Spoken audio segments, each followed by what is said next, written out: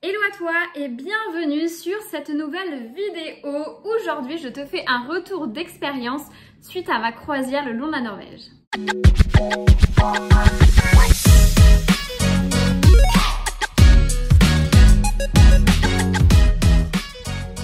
Comme tu l'as sans doute compris vu mon introduction, je reviens d'une croisière le long de la Norvège. C'est la première fois que je faisais une croisière de ce type, même une croisière tout court. J'ai déjà eu l'occasion de prendre le bateau, mais beaucoup plus ponctuellement. J'ai jamais fait un voyage comme ça, 100% à bord du bateau. Donc c'est une première expérience pour moi et c'est pour ça que je te fais ce retour d'expérience aujourd'hui. Pour te donner plus de détails sur ce séjour, c'est donc une croisière que j'ai fait avec MSC Croisières, qui est un des leaders mondiaux des croisières qui peuvent avoir lieu dans le monde entier. Pour ma part, c'est en Norvège que j'ai fait cette croisière. Je sais, je radote un peu, je pense que tu avais compris que c'était la Norvège. Mais plus spécifiquement, en fait, ce qui m'intéressait vraiment dans ce voyage, c'était le Svalbard. Le Svalbard, c'est quoi? C'est une île tout au nord, genre, c'est même pas vraiment sur toutes les cartes. C'est à seulement 1000 km et quelques du pôle Nord et ça appartient à la Norvège. Donc c'est vraiment un bout du monde et c'est ça qui m'intéressait le plus dans cette croisière. Sur ces 14 jours de croisière qui incluaient le jour d'embarquement et le jour du débarquement, il y a eu, si je me trompe pas, 6 jours avec des excursions. Donc un premier arrêt à Molde, un deuxième arrêt à Tromsø, ensuite le Svalbard, ensuite un arrêt au Cap Nord, ensuite je vais dire Geiranger et ensuite une rando à Stavanger. Donc c'est ça, 6 jours d'excursion et le reste c'était que des jours en mer, 100% mer. Pour ce qui est du bateau, alors là j'ai vraiment découvert un monde à part entière que je ne soupçonnais pas. Vraiment c'était un bateau absolument énorme, donc c'était le bateau Preciosa de la compagnie MSC Croisières, qui est un bateau, le truc c'est une ville flottante.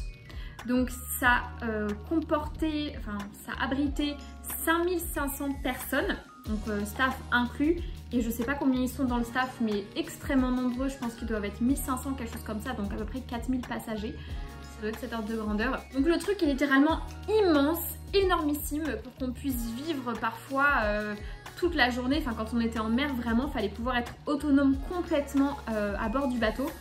Donc j'avoue que quand j'ai découvert, quand j'ai mis le pied sur le bateau la première fois, franchement j'ai halluciné, le truc c'est Las Vegas, c'était énormissime. Du coup, je ne compte plus le nombre de salons par lesquels je suis passée, donc à chaque fois il y avait une ambiance différente avec un petit bar etc. pour que les gens puissent se poser, s'installer un petit peu.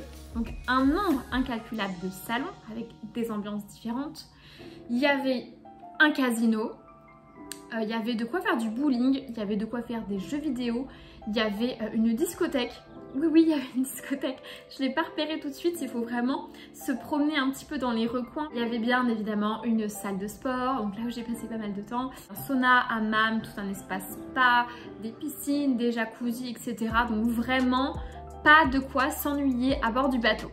Ça va sans dire au passage où il y avait aussi un nombre incalculable de restaurants à bord du bateau.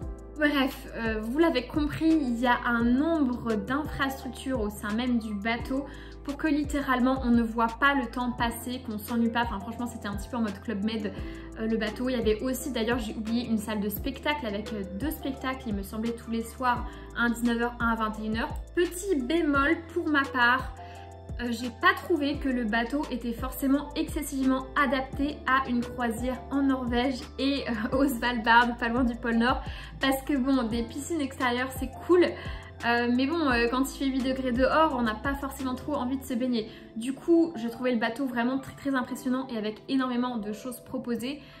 Mais je trouve ça plus adapté pour une croisière Méditerranée ou dans les Caraïbes. Ok, ça fait complètement sens. Nous, malheureusement, c'était pas hyper adapté. Pour ce qui est de l'organisation, il faut savoir que chaque jour où on accostait à terre, il y avait des excursions qui étaient proposées par MSC qu'on pouvait sélectionner en amont. Et d'ailleurs, petit conseil, qu'il vaut mieux sélectionner en amont parce que à bord du bateau, il y en a qui peuvent être déjà complètes. Donc il faut vraiment anticiper ça pour voilà, pas être frustré, être déçu d'avoir son activité complète et qu'on puisse pas la faire. Mais bon, du coup, il y a énormément d'excursions qui étaient proposées pour avoir une prise en charge complète depuis le bateau, avoir un bus qui vous amène à tel endroit, des prestataires déjà sélectionnés pour une excursion, voilà, sélectionnés complètement par MSC, de quoi avoir tout complètement encadré, avoir zéro stress et vraiment se laisser porter complètement pendant ses vacances. Donc ça, au global, j'ai trouvé ça plutôt pas mal en termes d'organisation, avec juste la nuance que c'est quand même assez cher les excursions proposées par MSC, et que avec le recul, je me dis qu'il y a des excursions que j'aurais très bien pu faire en étant autonome. Alors la Norvège, ça reste un pays très très cher, donc ça risquait pas d'être gratuit quoi qu'il en soit, mais parfois il y a des excursions qui sont faisables par nous-mêmes. Des visites de la ville où on accoste par exemple, ou voilà, des trucs comme ça, c'est peut-être pas la peine de réserver une excursion parce que les prix montent vite et il y a beaucoup de choses qu'on peut faire quand même soi-même en autonomie. Donc toutes ces excursions, globalement, j'ai trouvé ça top, d'autant plus qu'il y a quand même pas mal de choix, donc on peut vraiment sélectionner celle qui nous plaît. Et c'est quand même assez agréable de ne pas avoir de stress, de se demander comment c'est géré, comment ça va se passer, etc. La barrière de la langue aussi, bon, les Norvégiens parlent quand même bien anglais, donc si tu parles anglais, c'est pas un souci, si tu parles pas anglais, ça risque d'être plus compliqué. Donc toutes ces questions n'en sont pas, on est quand même pris en charge par le bateau, donc ça c'est plutôt top. En revanche, le reproche que j'aurais à leur faire, c'est la communication. Ça, on en parlera plus tard parce que c'est tout un sujet. Mais en fait, il faut savoir qu'on apprend les horaires des excursions que la veille. Donc ça, j'ai pas trop compris pourquoi, parce qu'on sait très bien quel jour on est à quel endroit. Les prestataires ne sont pas réservés du jour au lendemain, donc j'ai pas trop saisi. Mais on est au courant que la veille. Ah bon bah demain c'est de 16h à 19h, ou ah bah demain faut être prêt à 13h, donc ça on l'apprend la veille. Voilà, communication est pas au top à 100%. Ok, maintenant passons aux excursions. J'ai trouvé, c'était peut-être que mon avis personnel, mais j'ai trouvé que la qualité des excursions pouvait être extrêmement disparate, on va dire ça comme ça. Que certaines excursions étaient vraiment super intéressantes et vraiment top, hyper dépaysantes et super cool. Il y avait des excursions, c'était beaucoup plus du remplissage. Donc faut faire attention quand on lit le descriptif des excursions. C'est hyper romancé, ça vend un petit peu du rêve, etc. Faut lire un peu entre les lignes parce que parfois c'est bien écrit, c'est sympa, ça fait envie, mais c'est un petit peu creux derrière. Je vais prendre mon exemple personnel, ce sera plus parlant que de rester un petit peu dans l'abstrait. Mais je vais pas rentrer trop dans le détail parce que j'ai pas envie de saouler avec mes excursions en Norvège. C'est pas forcément le sujet de cette vidéo. Mais donc globalement, premier arrêt donc à la ville de Molde. Moi j'avais sélectionné la route de l'Atlantique. Alors tu vois peut-être ce que c'est parce que c'est une route qui est filmée dans le dernier James Bond. Chacun ses références. Mais j'aime bien James Bond. Bref, on s'en fout. Donc cette fameuse route est célèbre parce que y a un pont un petit peu particulier et elle passe vraiment juste au-dessus de la mer. Donc voilà, ça a un rendu un peu particulier. Donc j'ai fait cette excursion là et j'ai pas trop compris pourquoi. On a eu un arrêt dans un village de pêcheurs pas du tout connu. J'ai pas trop forcément compris. J'ai pas trop compris pourquoi est-ce que dans ce cas-là on passe pas plus de temps sur le cœur de l'excursion qui était la route de l'Atlantique. Pourquoi nous faire aller dans un petit village de pêcheurs pas connu où on avait à peine le temps de se promener. Donc voilà, ça j'ai pas trop saisi forcément. Deuxième arrêt sur terre, c'était dans la ville de Tromsø. Donc ça c'est une ville qui est au-delà du cercle polaire arctique. Là je n'ai pas bouclé d'excursion parce que ce qui m'intéressait c'était surtout me promener dans la ville. Ensuite, troisième fois où on a accosté, c'était au Svalbard. Alors là, pour le coup, on ne sait pas forcément trop à quoi s'attendre, on ne sait pas du tout comment ça va se passer. Donc c'est mieux de booker une excursion. Ensuite, on en est au quatrième arrêt sur Terre. Quatrième fois qu'on a accosté, c'était au Cap Nord. Donc là, vraiment, c'était une journée qui s'est très bien passée. Là, vraiment, 100% de bonnes surprises. J'ai fait 2 excursions. Le Cap Nord, symbolique. En fait, le Cap Nord, c'est l'endroit le plus au nord de toute l'Europe continentale. Donc là, c'était tout simplement un trajet de bus qui te dépose à l'endroit, qui te récupère et puis tu vis ta vie sur place. Donc bon, rien non plus de très compliqué. Mais bon, le fait est que ça s'est très bien déroulé et que c'était très bien. Et ensuite, j'ai eu une autre excursion qui était un tour en speedboat. Donc ça, c'était super cool. Faut aimer un peu les sensations fortes, mais c'était vraiment trop cool. Avec la découverte de tout ce qui est les crabes royaux. Donc ça, pareil, c'était top. On arrive au bout. 5e fois où on a accosté, c'était c'était dans les fjords, donc là c'était absolument magnifique de passer en bateau dans les fjords. Du coup là j'ai fait une sortie en bateau.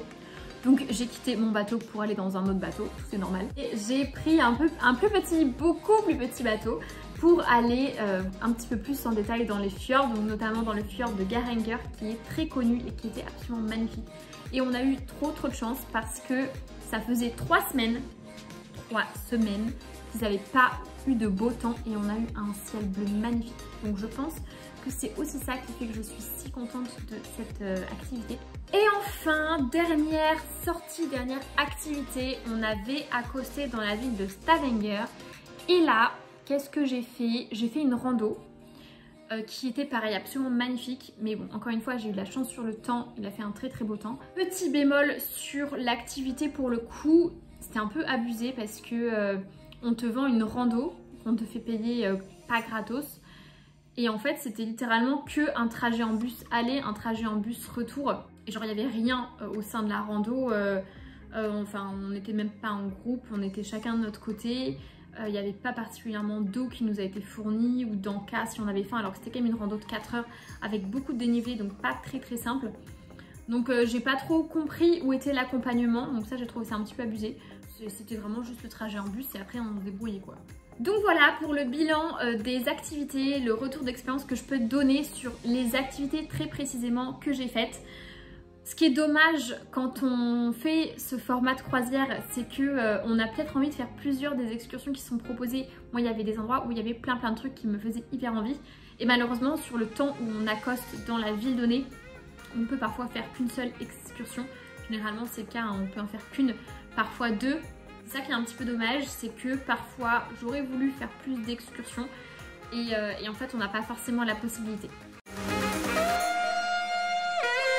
Du coup, on arrive maintenant dans ma partie préférée de la vidéo, le bilan de la croisière, les plus et les moins. Du coup, je commence par les plus ou les moins. Je commence par rager puis je finis sur une bonne note où je vous donne tous les avantages et après j'enfonce bien le clou. Bon allez, je vais commencer par rager. Du coup, les points négatifs de cette croisière, c'est parti. Point négatif numéro 1 de la croisière et pas des moindres, la communication. Vraiment, il y a un gros problème de communication de la part de MSC. Alors je pense pas forcément trop au sein du bateau, mais plus au sein du management dans les bureaux.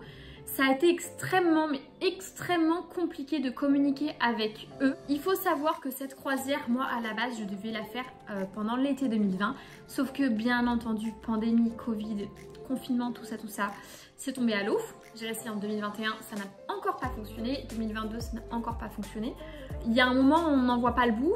Donc ça a été très compliqué de réorganiser cette croisière qui finalement a fini par se faire dans l'été 2023. Mais c'était franchement inespéré, honnêtement, j'y croyais plus trop.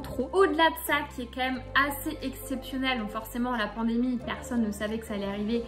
Et MSC n'a pas forcément su gérer cette situation qui était complètement nouvelle. Donc je peux comprendre aussi, même si bon, ça a mis 3 ans. Et bon, passons. Au-delà de ça, il y a eu d'autres informations super importantes au sujet de la croisière qui ne nous ont pas été communiquées ou extrêmement tardivement.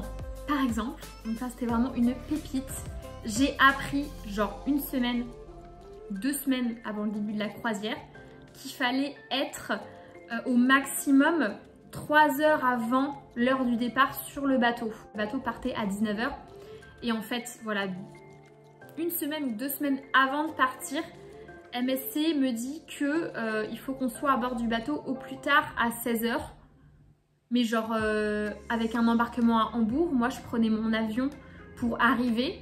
J'avais quand même anticipé une marge de manœuvre, mais j'étais censée arriver à 17 h.